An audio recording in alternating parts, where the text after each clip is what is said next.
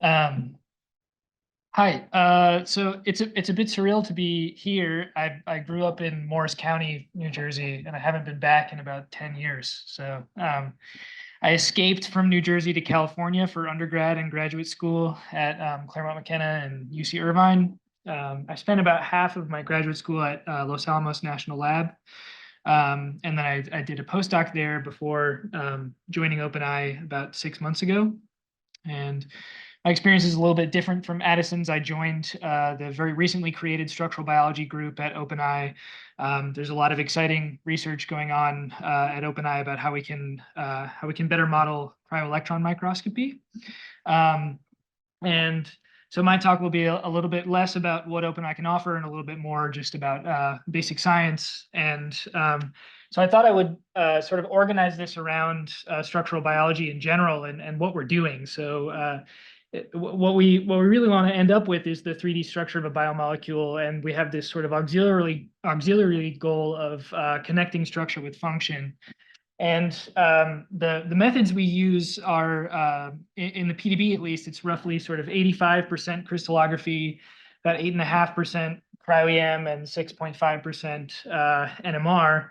And so, if you look at this graph on the bottom, it looks like cryo-EM has been sort of gaining very rapidly. But of course, if you look at the whole database as a whole, most of what we know about protein structure has been guided by X-ray crystallography and still is. But some questions that I think it's worth keeping in mind, both for this talk and just when we talk to each other later, is do biomolecules really have a structure? And if they do, is that structure really what we're measuring in our experiments? To what degree is function determined by structure versus other things like dynamics and interactions? And what are we missing, and what's next for the field? What are you all working on? So I wanted to start with what we really measure in structural biology and whether that is structure. So ultimately, what we want is the 3D structure, which we normally think of as atomic identities and coordinates, so along with ADPs, B factors, occupancies. You can kind of think about what else you might want to include in a protein structure or biomolecular structure. But what we really measure in structural biology experiments is not structure. In X-ray crystallography, we measure diffraction intensities. In cryo-EM, we get these sort of projections of density onto electron micrographs. In NMR, I've really never been able to figure out what people are measuring there. It seems like some type of hieroglyphics. I don't really know, but you get something out of it. All of these methods, obviously cryo-EM is a little bit of an exception, but they rely heavily on models. And a nice question to ask is how well these models really do. I was very impacted by a paper that came out in about 2014 from James Holton and collaborators. James Holton is at Berkeley National Lab, about this phenomenon called the R factor gap. And so if you look at the distribution of R factors in the PDB, has an average of about 25%, which means roughly that our average error with experimental data is about 25%. And so he calls this the R factor gap because in small molecule crystallography, the average R factor is somewhere around 2 or 3%. It's much, much lower. So this paper aimed to try to investigate and explain this difference in R factors between macromolecular and small molecule crystallography. So they simulated a bunch of experimental parameters, data collection, all these things. What they found is that this difference in R factor cannot be attributed to experimental error, phase error, anything really. It's a fundamental flaw in the modeling paradigm we use in crystallography to model the data. And so what he says is that the real unit cell cannot be accurately represented by our current coordinate models, and that better models will invariably provide better descriptions of the dynamic nature of macromolecules and also of the solvent. So a lot of my career has gone into trying to both investigate this further, but see how we can do better. So if we're going to sort of examine the dynamic nature of macromolecules, we really need to start asking, do biomacromolecules really have a structure? We tend to act as though they do, but as we all know, proteins are sort of dynamic in their very nature. And that paper pointed to really two avenues for improving structural models, both dynamics and solvent. And so you might be sort of skeptical of both of these claims. So dynamics, I can hear you asking or saying to me, aren't most X-ray crystallographic experiments performed at cryo temperatures? Why would we be worried about dynamics when these experiments are performed at cryo temperatures? Indeed, they are, but you still can't ignore structural heterogeneity even in cryotemperature structures. So this is a really great paper by Daniel Keaty and Mark Wilson and others that they happen to collect the same room temperature and cryogenic crystal structures for the same system about a decade apart. And so on the top left, you'll see isomorphous difference maps from two cryotemperature structures. The difference density is everywhere. These two structures, have very little to do with one another, at least along the side chains. When they compare the two room temperature structures, the difference density almost disappears, right? So these two structures are very similar to each other at room temperature. And then obviously, if you compare the two separate cryo and room temperature structures, there's difference density everywhere. So what does this mean? Well, first off, I think it's quite clear that cryotemperature experiments are trapping the protein in a sort of subset of their conformational ensemble. And so part of this paper aims to elucidate how this works, what's really going on. And what they found is that the cryofreezing induces this surface solvent order that then gets like allosterically propagated to the center of the protein. And so they found sort of this melding between the solvent dynamics and solvent behavior and what's going on in the protein. This is really important. But what they also found is that you can't ignore structural heterogeneity in cryotemperature structures because in some cases, the models of their B factors and average root mean squared fluctuations for the cryotemperature structures are larger than at room temperature. So your structure can sort of get trapped in a bunch of heterogeneous states, even at cryotemperature. You can't ignore it, even at cryotemperature. And so what the way they wrap this up is that solvent mobility is the dominant factor in determining the difference in protein surface flexibility across the glass transition, right? So solvent is really driving this as you freeze protein structures. And so I sort of looked into this pretty recently, sort of when did we decide that the sort of single coordinate model is not really working and that we should start to think of the native state of a protein as an ensemble of conformers. The earliest references I could find were somewhere in like the late 90s, early 2000s. I found this paper from much later where they talk about they did this cool study where they found redundant structures in the protein data bank and for the same protein and compared them to each other.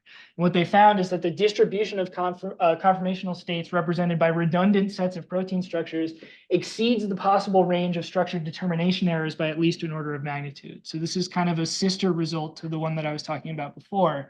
We can't explain these things by experimental error or anything else. It's really a fault in the modeling paradigm. These should be the same structure. They're redundant protein structures, but in the database itself, they're not. But yet this single conformer plus ADPs and unit occupancy is still mostly the dominant model in crystallography. When people start going into doing multi-conformer modeling, there's really two main paradigms that people use. There's multi-conformer modeling of sort of individual amino acids and side chains. So this is quite familiar to everybody who uses the PDB at this point. The main methods that I know of for actually producing these multi-conformer models are something called Ringer. There's both an X-ray crystallographic and a CryoEM version of Ringer that you can use to sort of explore heterogeneity in specific side chains. There's also something called QFIT out of James Fraser's lab at UCSF that you can do heterogeneous modeling for both ligands and protein using QFIT.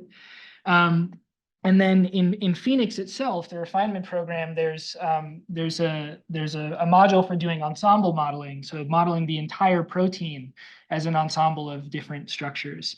And this can be quite useful, and you can get improved agreement with the data doing ensemble modeling.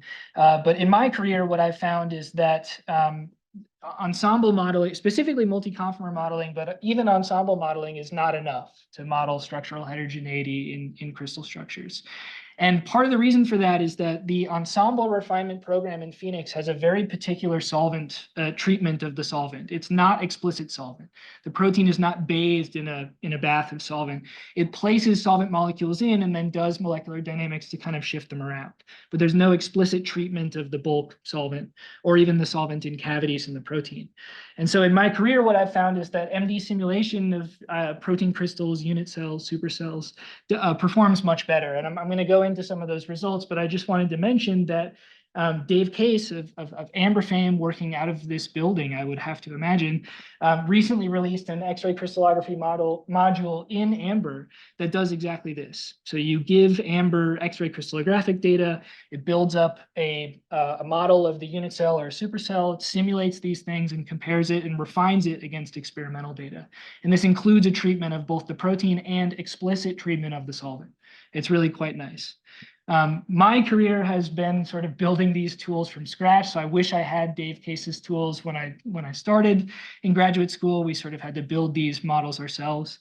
And so what I'm going to talk about is results from a paper that we published a couple of years ago, where we started with an initial crystal structure, refined our own ensemble model, and then propagated all these ensemble structures out into a model of the crystalline system itself, simulated, and then compared with experimental data. And what I hope to show is some of the faults in ensemble refinement, specifically Phoenix's ensemble refinement program. But I would argue that these will be shared between a lot of different ways of modeling ensembles in this way. So something that's important to note is that it's impossible to measure structural heterogeneity directly against Bragg data. So Bragg data only tells you about the average density in the crystal's unit cell. And multiple different heterogeneous models can be consistent with the same average density, right? So it's impossible to sort of directly validate a model of heterogeneity against Bragg data. But simulation provides sort of this additional layer of trust, because you're not just doing refinement, you have a force field that you hopefully trust, and you're using it to simulate and compare with experimental data. And so I just want to give you an example of the kinds of things that we're talking about here. So on the top left is a single structure refinement against experimental data. You can see this difference density is kind of a mess. Even the refinement itself doesn't really trust where it's placed this lysine side chain. When we sort of propagate this out to a crystal unit cell, one of the nice things is that in MD, we can simulate density from different components of the system. So what I'm showing in the middle here is the purple is the density from just the protein, the blue is the density from just waters, and then yellow is density from chloride ions. And you can unlike real crystallography, you can separate this density into components. You can see what's contributing to different parts of the density. What you can see in ensemble refinement is that the program just tries to refine this lysine side chain into this spot of off backbone density. It doesn't really know what else to do. But when we simulate these things in experiment in MD, none of these lysines occupy this conformation that's filling this off backbone density, right? And so when we take this picture from MD and we refine that protein structure against the experimental data, we get this sort of improved MD-informed re-refinement, but you still have this really odd spot of off-backbone density. What we found when we looked into what was in the crystallographic buffer is that there was phosphate ions in the buffer, and we could build one of those in, and it fit perfectly into the density. Right, so this MD is solving multiple problems at once. It can tell you what parts of the density come from where in the system, and then it can also provide a better model that can allow you to do better modeling downstream. And so this touches on an issue with ensemble refinement, that it's very limited in its solvent modeling capabilities. And one thing I think you should know is that I've learned to trust the MD force fields much more than I expected. Right? A lot of people who work in MD, and especially people who don't work in MD, will tell you not to trust MD force fields. But I've actually learned to trust them quite a bit. They're pretty reliable, more reliable than you'd think. I just wanted to show a few more examples. So this is a catalytic side chain. This is an aspartate, and it's reacting with a water, a magnesium, and a phosphate ion. There's nothing really wrong with this difference density. You wouldn't be suspicious if you were looking at it. If you look at the MD sort of mostly agrees. It's placing the waters in the right place, mostly. There is this sort of odd water that's sitting in this spot of difference density here that we'll talk about in just a sec. when you look at the ensemble refinement is placing this side chain just in one place. Every single member of this ensemble places this side chain in the same place. So maybe a slight bit of heterogeneity here. When we look at the MD, though, there's this very concerted multi-conformer model for what's going on with this side chain. And especially once you notice this water up here, you'll see when we investigated this, what's going on is that when the aspartate is in its up position, this water goes away. And when it's down, this water fills back in, right? And I'll show you an example of what we concluded from this, but this was nice because this allowed us to both get rid of this small amount of difference density in the region with this multi-conformer model, but also to get ideas about function. We happened to measure this room temperature structure in a transition state. So we were able to measure how this catalytic reaction functions kind of in real time, just through simulation. And then one last example, this is a backbone.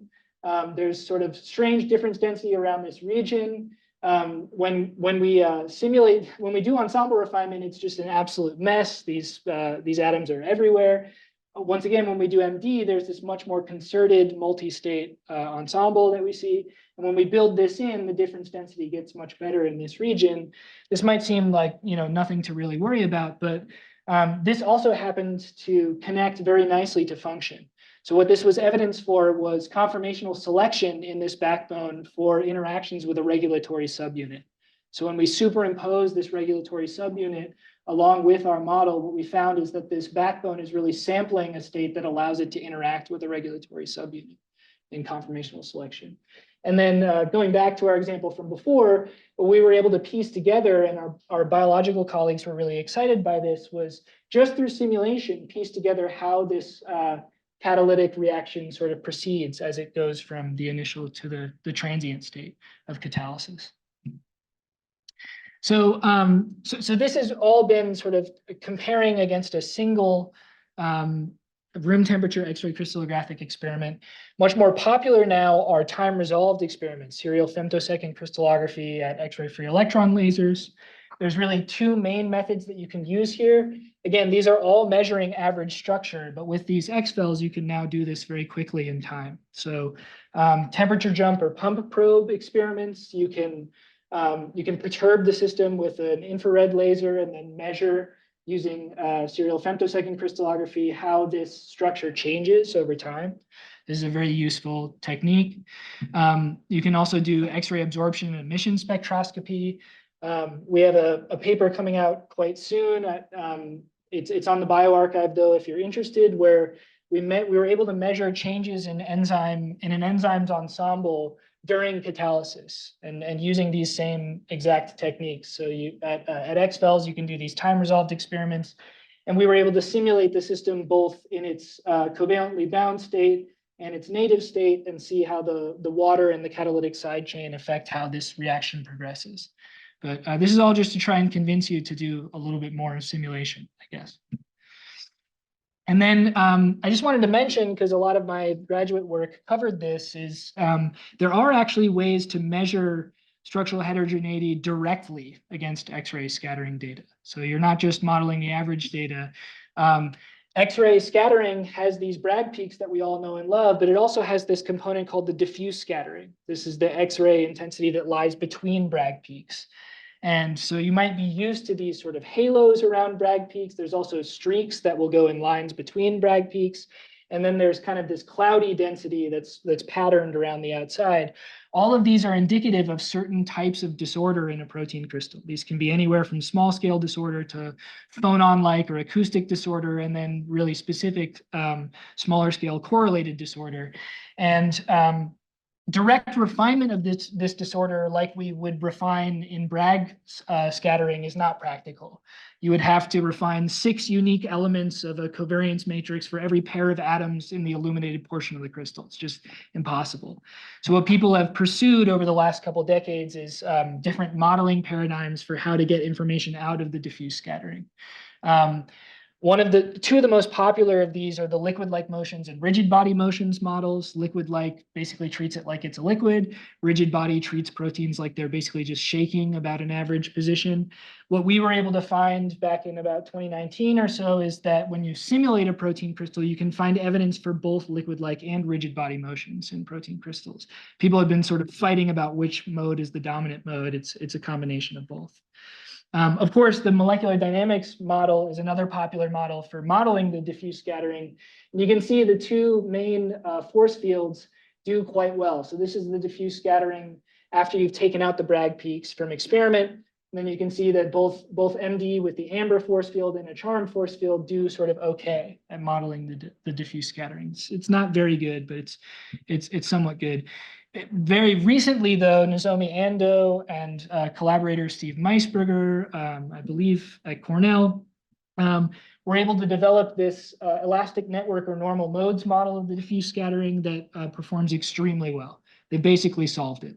So this is just to let you know, if you're collecting X-ray scattering data at room temperature and you have this diffuse scattering, don't throw it away. See if you can do something with it. You might be able to refine a model of dynamics against your total scattering data using one of these models.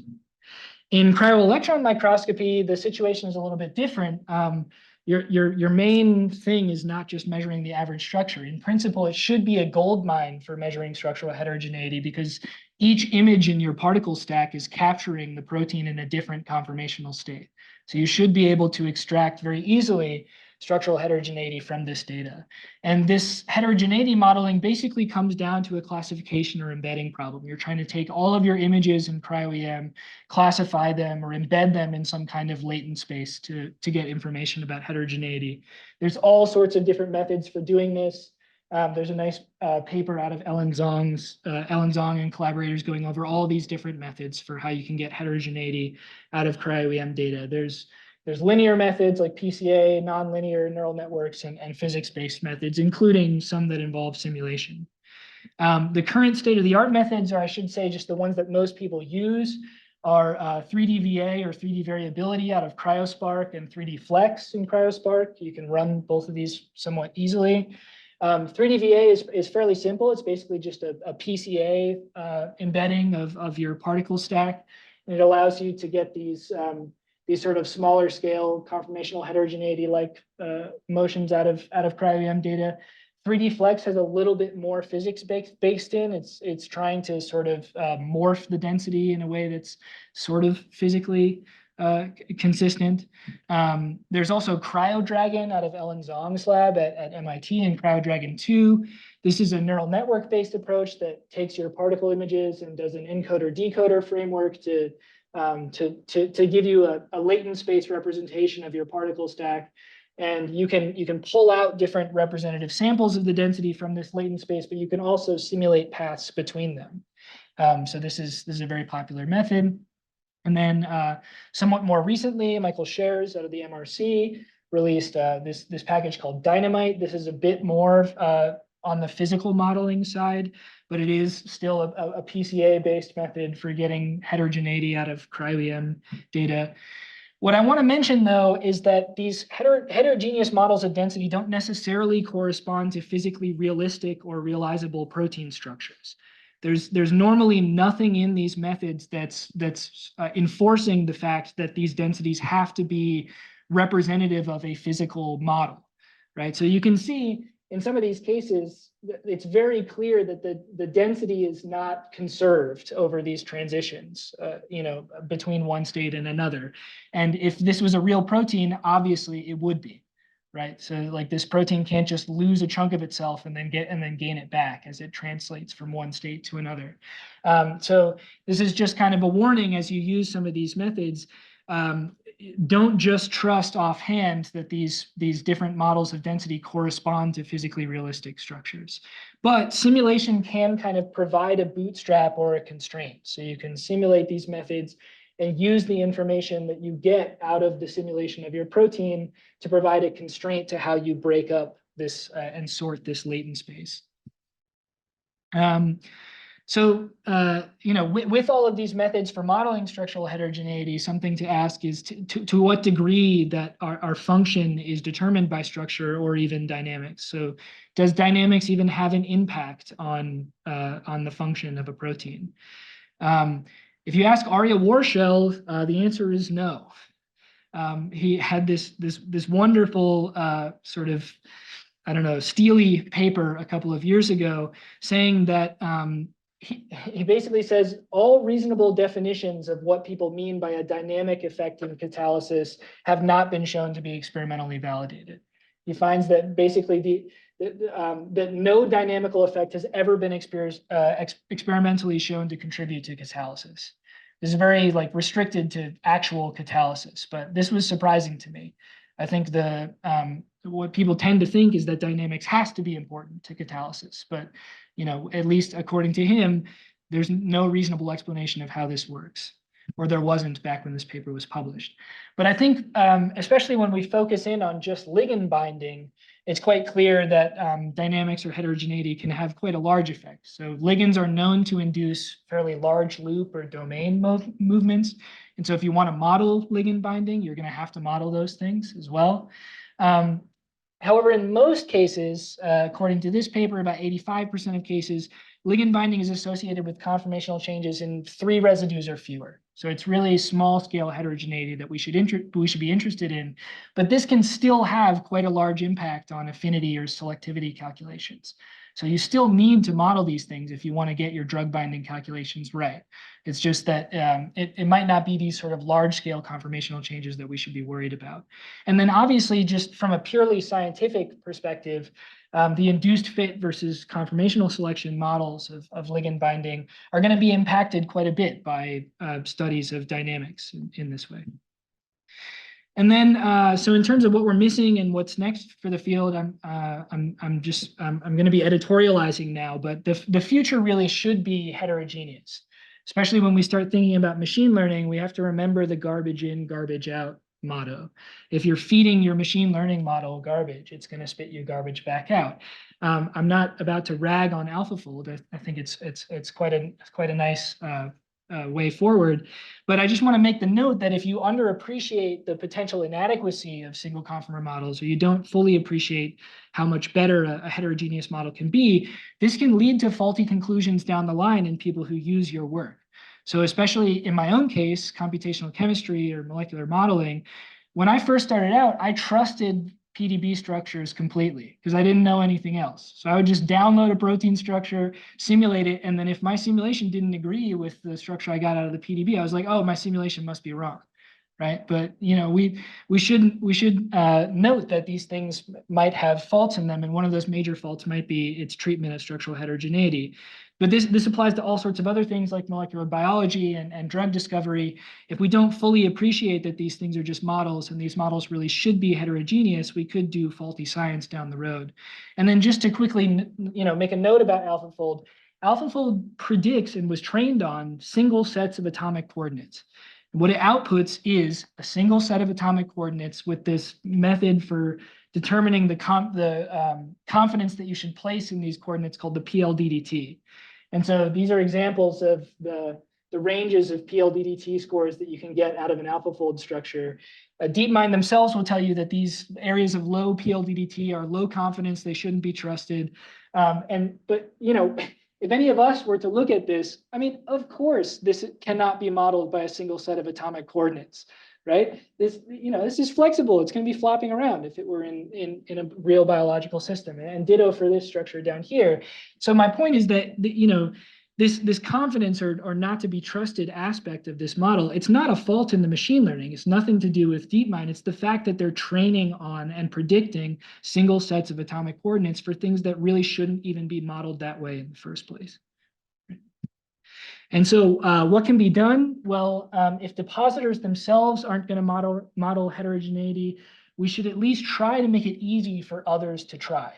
So for heterogeneous modeling across the board, both CryoEM and X-ray crystallography, as a researcher, you should really try to give people access to your raw data.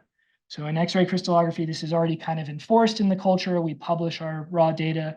I would argue we should start publishing the sort of the full diffraction intensities, continuous scattering and Bragg scattering, so that people can model heterogeneous models against the diffuse scattering. In CryoEM, people really should be publishing their full particle stacks. You don't have to publish all your micrograph data, but at least the particle stack you use to build your density, you should be publishing that, if just for reproduction and validation, but also so that other people can use that data to model heterogeneity for the same system. Some humble suggestions would be sort of minimum requirements, at least for yourself when you're publishing something, diffraction intensities and particle stacks for cryo-EM. And then, as a pie in the sky thing, just a change in deposition norms in the culture. So I've been talking to my boss the other day. He said in crystallography before the mid-90s or so, people didn't really publish the full diffraction intensities and the PDB didn't require them. And then there was kind of a cultural change and people started doing this, right? And most of this was pushed by journals. Journals enforced this new norm for reproducibility and trust reasons, right? And so in cryo-EM, we should really do the same thing. If we want people to trust our results and be able to reproduce them, we need to publish the full particle stack. So in open science, more is always better. Thank you. Thank you, gentlemen. That was two interesting insights into the PDB. Let's start with Chenghua. Actually, I have two questions, one for each part. So for the first part, when you use iridium to classify the proteins to like highly trustworthy medium, whatever. I mean, if it's not a commercial secret, like briefly, what factors do you consider? Is that primarily on resolution, things like that? Yeah, so there's a whole it's not proprietary. There's a whole paper on it, and so there's a lot of different things. So and oftentimes there's kind of like a true false, right? So if you have a crystal packing structure inside the binding pocket, right, that's going to decrease your trustworthiness of the structure. And then obviously a density goes into it, R factors and stuff. So yeah, there's a whole list, and it was on my. I see. So it's not just, but it's probably highly correlated with the resolution. It right? is correlated with the resolution, but resolution does not go into it. Okay, I see. And the second question is when you model the heterogeneity in Zambo, so how do you handle the cases like there is a missing fragment in the middle of the sequence? For example, sometimes it can be quite long, like 20, 30 residues. And do you factor in the resolution and, for example, B factors when you try to set up restraints for the heterogeneity? Yeah, so I should say one of the things that's really nice about working at OpenEye and having Spruce available to you is Spruce has this capability of just building in loops and fragments. I've had to build these things manually for years, and on Spruce I can do it in 30 seconds. It's unbelievable. Like it's really amazing. When we actually did this in the paper that I was discussing, there were some loops that were missing. We build them in. But like I said, we did ensemble refinement. So ensemble refinement does sort of a crude version of MD to produce different members of the ensemble. When we build those out into a protein crystal, we put all of the members of the ensemble at different places within the crystal, and then we restrain very moderately positional restraints to those starting positions. So you can think about it as basically like an ensemble-based restraint. Each of the different members is being restrained moderately to a particular place in the ensemble. And then when you fold things back into the average picture in the Bragg data, that all gets kind of compiled into the same model of the density. Yeah. And that seemed to be a good way to do it. So while we're on the subject of ensemble refinement, how do you counter the concern that the number of free parameters in your ensemble refinement is now enormous compared to the number of experimental observations? Doesn't seem to bother us in machine learning. But I would also say that in the case of MD, there's also this there's also these force field parameters that have been Absolutely, yeah. refined Yeah, and Yeah, we can. and there are, of course, there are similar restraints in the context of just more conventional refinement. You know, the CC bond length is to be a certain distance, and there's a small tolerance allowed, but beyond that, you drive the system back. Yeah. And it's hard to estimate the how many parameters that how many observations that counts for, if you will. Yeah. Megan, can you shoot this along to Megan?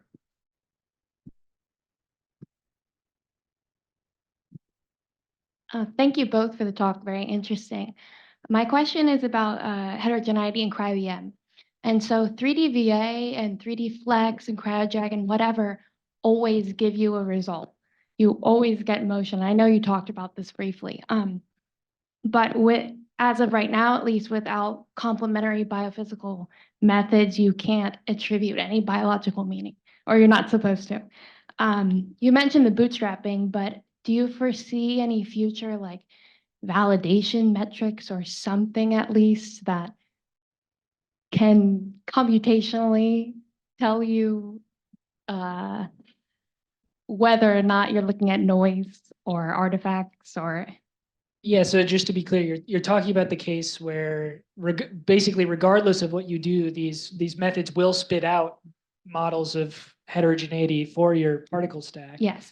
How to tell whether you trust them at all? I mean, I don't see any way of doing this other than simulation. I mean, I guess you could fold in other experimental data. I'm not a experimentalist, so I don't know what's out there, but I imagine there might be other ways that you could kind of hook into this and try to get other pictures of what kind of heterogeneity to expect. But in my career, I've learned to trust simulation quite a lot. And so I would say if you have the opportunity to simulate and see what you see. And if what you see has nothing to do with what you're seeing out of these algorithms, then maybe you trust it a little bit less. So do you foresee a future in which if you're reporting some kind of continuous heterogeneity model that you must include simulations in your paper or something like that? But I think so I should say I'm quite new to cryo-electron microscopy. Most of my career has been in X-ray crystallography. One of the things that's been amazing to me about cryo-EM is how often people just publish densities and movies. People will just create these very gorgeous looking movies and publish them with basically no notes on whether or not this is an actually real physical thing that's going on in the system. So I agree, there needs to be at least some way to connect it back to the physical system and what it's doing. But I don't know what it should be. Me either. Thank you.